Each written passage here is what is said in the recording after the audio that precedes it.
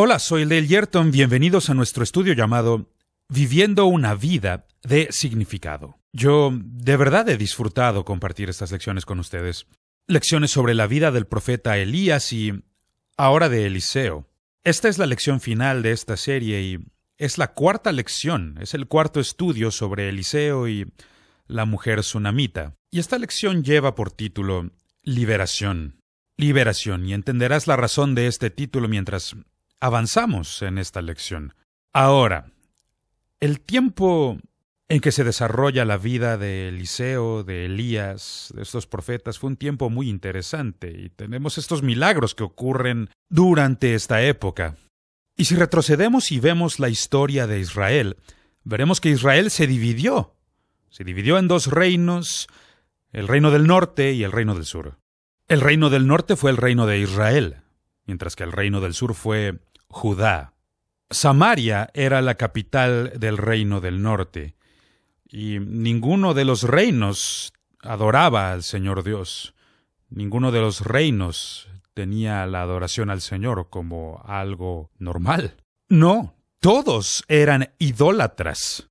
De hecho, los reyes más infames vivieron en esta época, el rey Acab y la reina Jezabel, y ellos eran adoradores de Baal, y eran las autoridades que vivieron en los tiempos de Elías y de Eliseo. Sin embargo, durante este tiempo de idolatría tan terrible, Elías y Eliseo tuvieron un ministerio bastante exitoso. La razón por la que destaco todo esto es porque, si ellos pudieron hacerlo, nosotros también. ¿Qué es lo que nos detiene? La verdad es que nuestras circunstancias no controlan el reino de Dios. Él es el Señor de los cielos y la tierra. Él está por encima de todo. Nosotros simplemente tenemos que darle su lugar legítimo en nuestra vida. Tengo 3 puntos principales que me encantaría compartir contigo esta vez. Y el primero es lo que yo llamo, como hijos de Dios, tenemos libertad. No esclavitud, libertad. Libertad, la libertad que Dios nos da. El poder de elegir. Y en la historia de Jesús, en Juan capítulo 8, versículo 34, Jesús habla con sus discípulos y les dice, y no solo a sus discípulos, a cualquiera que esté escuchando su enseñanza, les dice, les aseguro que todo el que peca es esclavo del pecado, afirmó Jesús. Obviamente está hablando de aquel que practica el pecado, aquel que peca de manera cotidiana. No habla de alguien que hizo algo malo y necesita arrepentirse. Habla de las personas que llevan un estilo de vida pecaminoso, de pecado. Son esclavos del pecado. Pero continúa diciendo en el verso 36. Así que, si el Hijo los libera, hablando del Hijo de Dios, serán ustedes verdaderamente libres. Lo que Jesús está diciendo es que no hay atadura más grande que la atadura del pecado. Así es como el diablo nos controla, nos hace esclavos para cumplir con su maligna voluntad. Pero Jesús ha venido para hacernos libres. Y no solo eso, sino verdaderamente libres. Por eso vemos que Dios nos ha dado libertad porque somos sus hijos.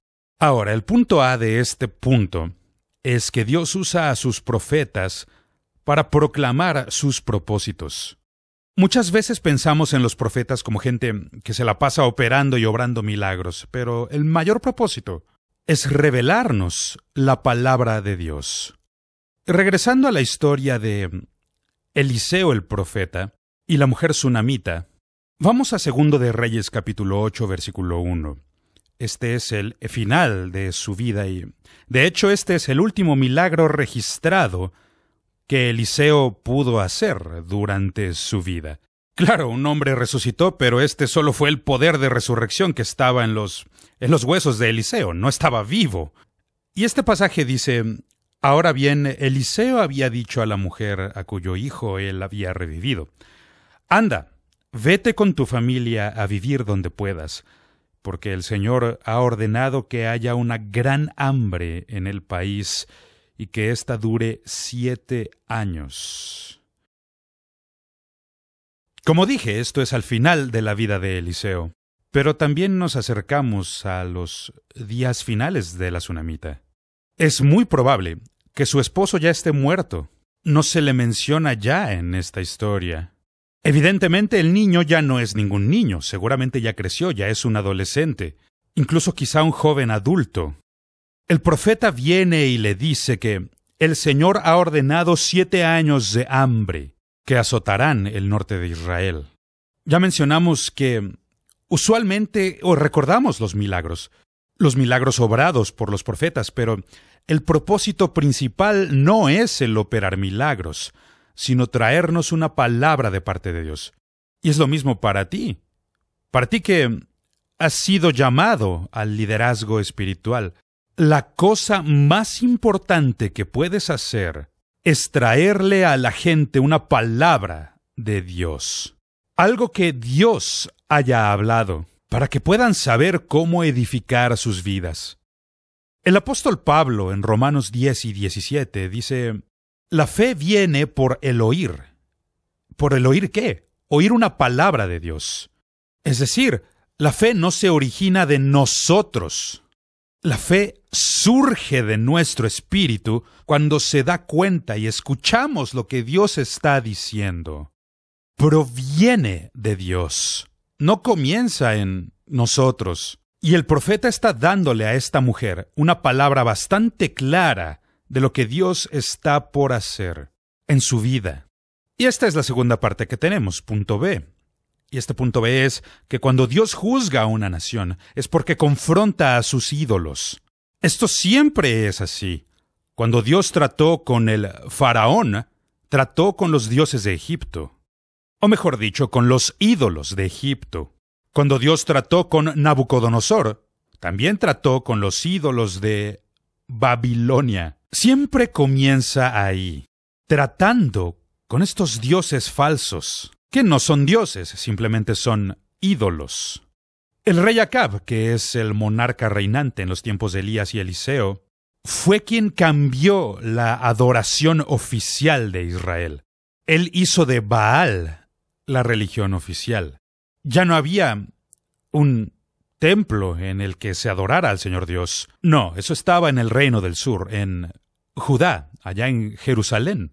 Pero él había edificado su propio templo, un templo para Baal. Esto podemos verlo en 1 de Reyes, capítulo 16, versículo 32. Hablando del rey Acab, le erigió un altar a Baal, le erigió un altar en el templo que le había construido en Samaria. Así que Acab y Jezabel establecieron a Baal como el dios oficial, la religión oficial del reino de Israel. Ahora, la palabra Baal literalmente significa Señor, y había muchos Baales que los israelitas adoraban, muchos diferentes. Y esto es lo que podríamos llamar dioses de la fertilidad.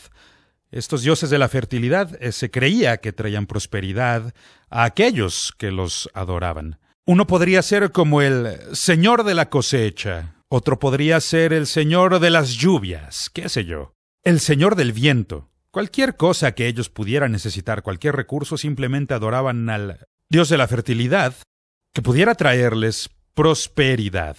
Y esto me lleva al segundo punto que quiero tratar en esta historia.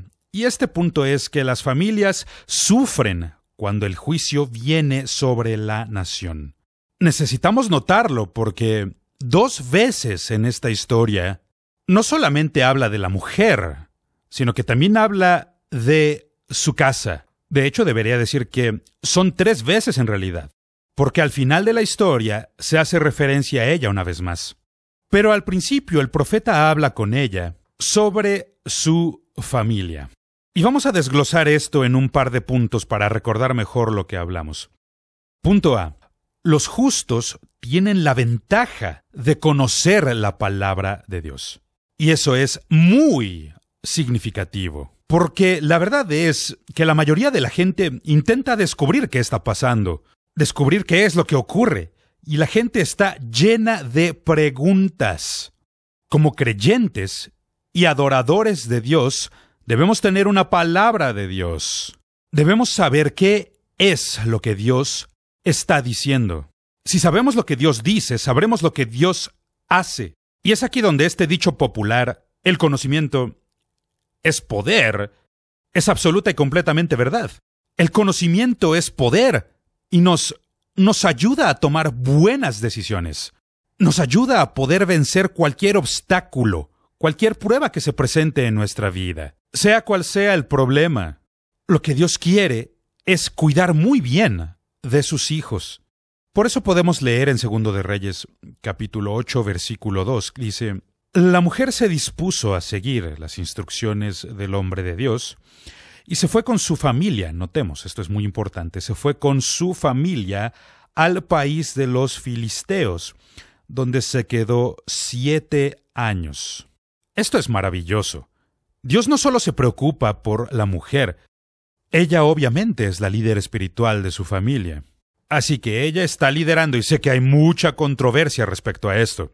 Mujeres predicadoras, mujeres pastoras. Quiero decirte algo. Prefiero seguir a una dama que tenga una palabra de parte de Dios que a un hombre que no tenga una palabra de parte de Dios. Es así de simple. Ella tiene una palabra muy clara de parte de Dios. Viene una hambruna que va a durar 7 años. Tenemos que encontrar un lugar en donde podamos escapar de la hambruna. Y lo que Dios está haciendo es ofrecerle liberación no solo a la viuda, sino también a toda su casa. Aquellos que están por seguirla, aquellas que están bajo su liderazgo. Él está ofreciéndoles un escape de la hambruna y del juicio que viene. El juicio que está por venir sobre la tierra. Dios le está ofreciendo una manera de escapar. Lo que veo aquí es que Dios ama a las familias. Esta es una relación de pacto. Y Dios es un Dios que hace pactos. Y es un Dios que guarda sus pactos. Él ama a las familias. Así que no solamente le ofrece una vía de escape a la mujer tsunamita, le ofrece una vía de escape a la familia entera. Lo cierto es que el diablo odia a las familias. Y el diablo quiere destruir las familias. Eso es lo que él quiere. Ese es su plan, es su estrategia. Para todos y cada uno de nosotros. No solo quiere destruirnos a nosotros, quiere destruir también a la familia. No le permitas que lo haga. Esta mujer se va a levantar ahora y luchar por su familia. Dios le ha dado una palabra y es una palabra de dirección. Una palabra que ahora la empodera. Ella sabe qué es lo que tiene que hacer, por lo que inmediatamente comienza a planear para salvar a su familia de la hambruna que viene sobre Israel. Y esto me lleva al segundo punto. El segundo punto es: el reino de Dios es mucho más grande que los reinos de los hombres. Hay algo bastante interesante en esta historia. Ella toma la decisión de irse a vivir a la tierra de los filisteos por 7 años. Y diríamos, ¿cómo por qué haría algo así? Bueno, yo creo que es porque ella conocía un salmo. El Salmo 24, versículo 1, que dice: Del Señor es la tierra y su plenitud, el mundo y todos los que en él habitan. Ahora, como tiene una palabra clara de parte de Dios, sabe qué es lo que pasará. Una hambruna viene. Viene una hambruna que destruirá el norte de Israel por los próximos 7 años, y esto es muy malo. Pero como tiene el conocimiento, ella tiene el poder para tomar decisiones correctas. Ella sabía que Dios iba a estar con ella aún en la tierra de los filisteos. Porque es mejor estar en la tierra de los filisteos sin el juicio de Dios que estar en Israel con el juicio de Dios. Porque todo mundo en Israel va a sufrir por los próximos 7 años. Los próximos 7 años van a ser difíciles, porque viene la hambruna. Una hambruna que va a destruir esta nación. Dios está tratando con esta nación y está llamándolos al arrepentimiento. Su modo de hacerlo fue enviando una hambruna por 7 años. Y sé que habrá gente que pensará, Dios no haría algo así. pero ciertamente Dios permite ciertas cosas en nuestra vida. La verdad es que la mujer estaba mejor en la tierra de los filisteos por 7 años que estando en el norte de Israel, en Sunem, y estando con el juicio de Dios. Y esto me lleva al tercer punto con el que quiero tratar. Y este tercer punto es que Dios es fiel durante el juicio. Y mucha gente encuentra esto muy difícil de comprender. No solo tú y yo lidiamos con todo esto. Hombres buenos, hombres justos, hombres piadosos han luchado con esta pregunta por muchos años. Ahora mismo esto me remonta a la historia de Abraham y su sobrino Lot. Lot decidió ir a habitar en estas ciudades gemelas, Sodoma y Gomorra. Conocemos la historia. Dios envió juicio y envió azufre y fuego para consumir a estas ciudades tan malignas. Así de mala era la situación. Y Dios tuvo que emitir juicio. Pero Abraham luchó con esto. Cuando Dios le dice a Abraham lo que va a hacer, y para encontrar esta historia hay que remontarse a Génesis capítulo 18, y ahí encontramos al ángel del Señor. Y aquí la palabra ángel está con mayúscula, por lo que significa que esta es una de las antiguas visitaciones de Jesucristo a este planeta Tierra. Y no vino solo, sino que está con un par de ángeles. Y van en dirección a Sodoma para ver qué tan malo era este gran clamor. Y le dice a Abraham qué es lo que va a hacer. Y le dice que si el clamor se equipara al crimen, tendremos que destruir Sodoma. Esto provoca un gran estrés para Abraham, porque él sabe que Lot y su familia están en Sodoma, por lo que comienza a orar y a interceder por ellos. Y en Génesis 18:23, Abraham le hace la siguiente pregunta al Señor. Y es una pregunta que todos hemos tenido en alguna ocasión. Génesis 18:25, ¿el juez de toda la tierra no ha de hacer lo que es justo? ¿Destruirás al justo junto con los injustos? Y ese es nuestro problema. Vemos lo que está pasando y pensamos que Dios está haciendo algo malo. No. Dios es bueno. Él nunca hace algo que sea malo. ¿El juez de toda la tierra no ha de hacer lo que es justo? Lo cierto es que ese es el problema de Dios. Ese es el dilema de Dios. Se está viendo forzado a hacer lo que es correcto. Y lo correcto es dar respuesta al gran clamor que surge por los pecados de la ciudad de Sodoma. No serán impunes del pecado que están cometiendo y la maldad que están cometiendo. Nadie sale impune del pecado. ¿El juez de toda la tierra no hará lo que es justo? Dios trae juicio. Y es aquí donde Dios pasa con Abraham y lo visita en su tienda. ¿Por qué hace esto? Para que Abraham se ponga a orar. ¿Y por qué quiere que Abraham se ponga a orar? Porque quiere encontrar a alguien que pueda orar e interceder. Entonces tiene el derecho de retroceder y darles un poco de espacio para arrepentirse. No tendrá que destruirlos. Por eso es que Dios ha involucrado a Abraham en toda esta ecuación. Y aquí hay 2 puntos que quiero abordar.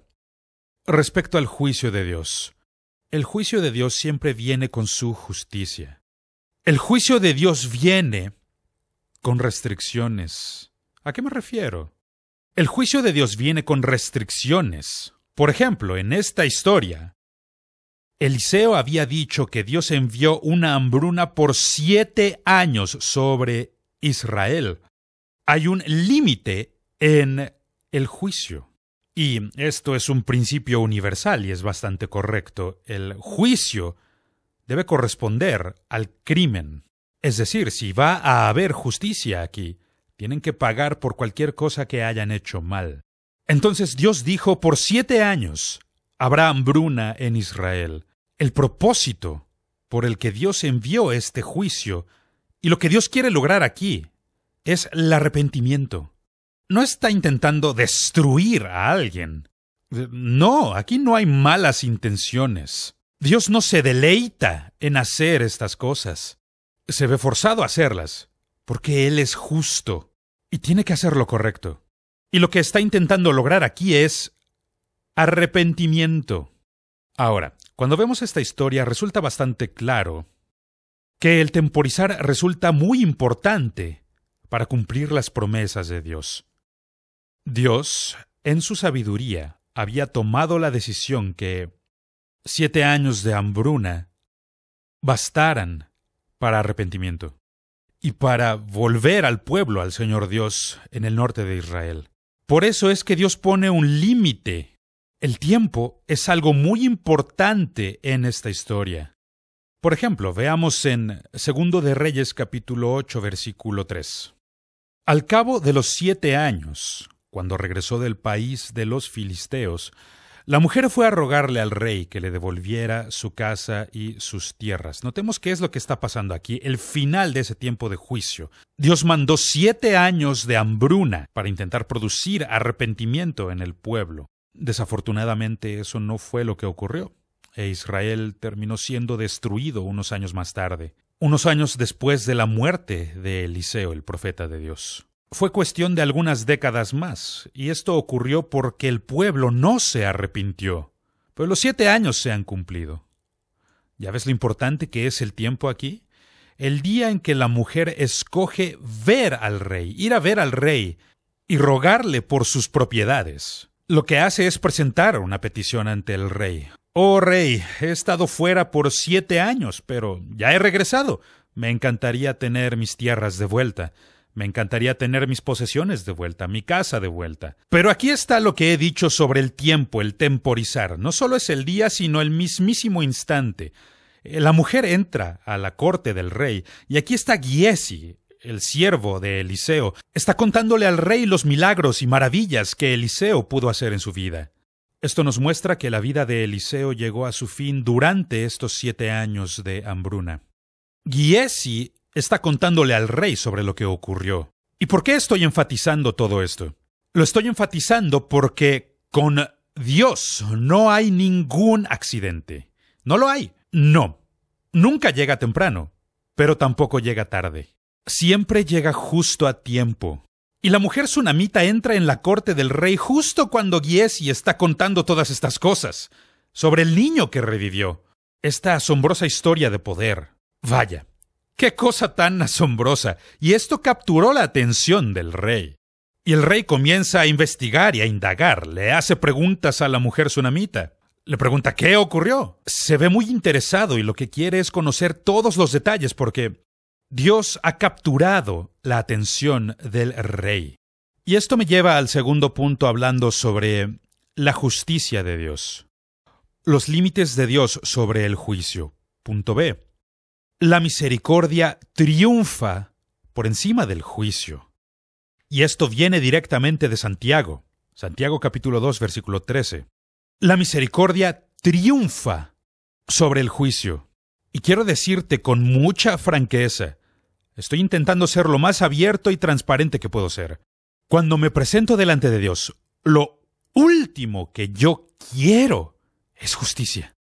No, de ninguna manera. Yo ruego misericordia. Misericordia. ¿Por qué? Porque sé que en la misericordia de Dios, su compasión va a triunfar sobre el juicio. Ten misericordia de mí, oh Dios. Ten misericordia de mí. Esa debería ser la oración de los corazones de todos. ¿Y qué es lo que ocurre? Cuando la misericordia triunfa sobre el juicio, se abre la oportunidad para encontrar gracia, para hallar la gracia de Dios. Ahora, la gracia es un concepto neotestamentario que no encontramos seguido en el Antiguo Testamento.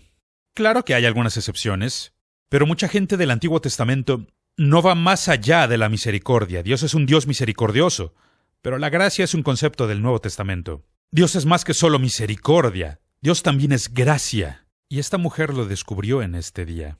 Porque la mujer sunamita vino ante el rey para pedirle por sus terrenos, sus posesiones, su casa, que le fueran restauradas.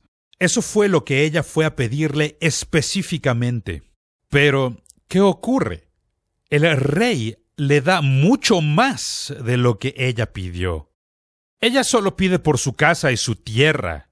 Eso fue lo único que ella quería, y el rey le ofrece más. Veamos en 2 de Reyes 8:6. Dice, devuélvele todo lo que le pertenecía, incluso todas las ganancias que hayan producido sus tierras, desde el día en que salió del país hasta hoy. Vaya, esto es increíble. Incluso los últimos 7 años de su vida. Incluso esto está siéndole restaurado. Ella había estado en Filistea, pero Dios está cuidando de ella y está ofreciéndole la gracia. ¡Oh, qué historia tan maravillosa! Ahora, lo que el diablo intenta hacer. El diablo intenta tomar el juicio de Dios y hacernos creer que a Dios simplemente no le importa, que no le importamos. La verdad es que si a Dios no le importáramos, Él no nos juzgaría.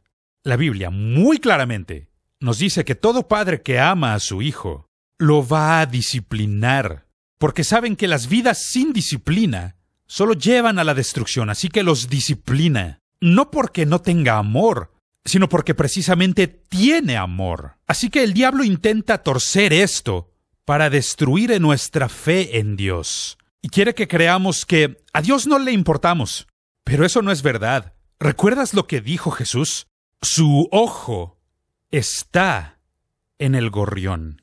Ese gorrioncito que cae al suelo, y Jesús dice, ninguno de estos gorriones cae al suelo, ninguno, sin que cuente con la atención de Dios. Su ojo está en el gorrión. Y si Dios está cuidando de los gorriones, claramente Dios va a cuidar de nosotros. ¡Oh, qué fabulosa historia! Nos enseña que servimos a un Dios de abundancia y gracia. Él nos ofrece cosas que no merecemos, de las que no somos dignos. Pero Él nos ha hecho dignos, porque nosotros somos los hijos e hijas de Dios.